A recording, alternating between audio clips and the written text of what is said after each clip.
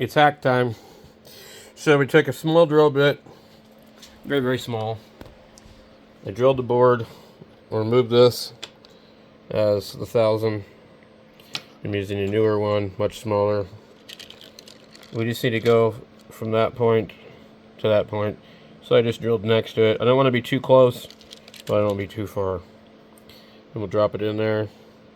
And then the blown up resistor, I'll put some heat shrink around it, and I put it in over there instead of having it behind it where I can't see. And I don't know what's up with this one. It measures fine. I don't know what this white oxidization is. Something must have arced or did something funny. But I can't sit here and fiddle around too long. So basically, I'm going to get this soldered in. I'll put this back down. I'm going to see if anything goes poof. I'm going to see if I have any voltage on the chassis and see what's going on. That's basically the plan. Alright, so hopefully clear. We did get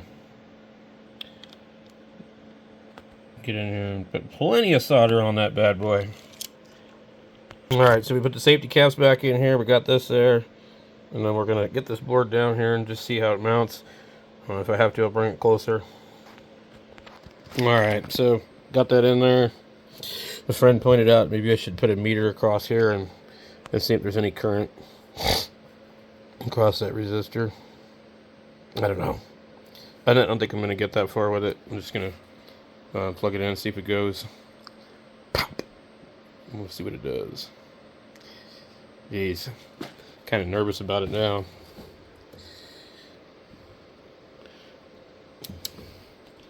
I don't want to be hovering over it.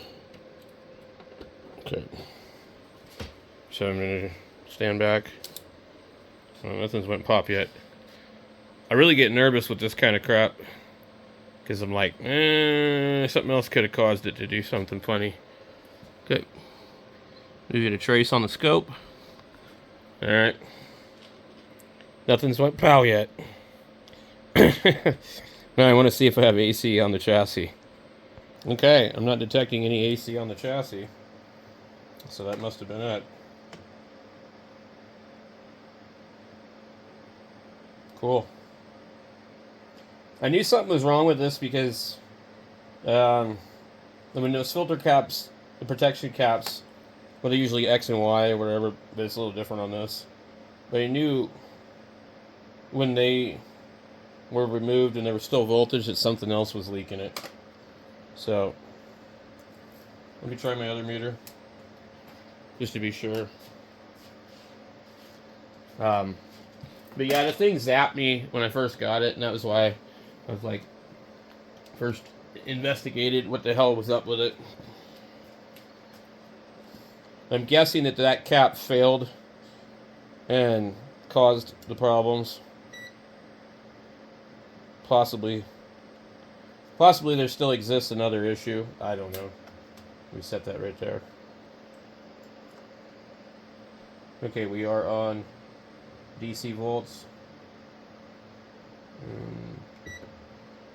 We're on AC.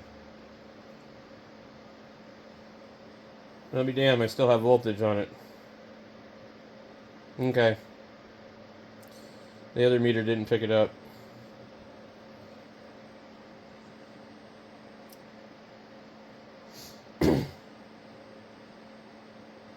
Well, let's try and flip the cord and see if that helps.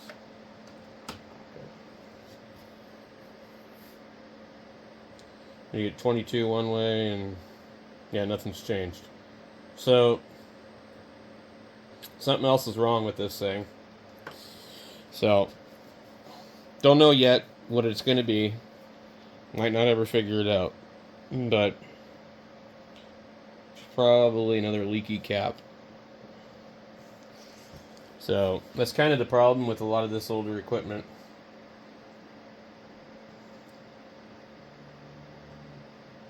Geez, I just don't know.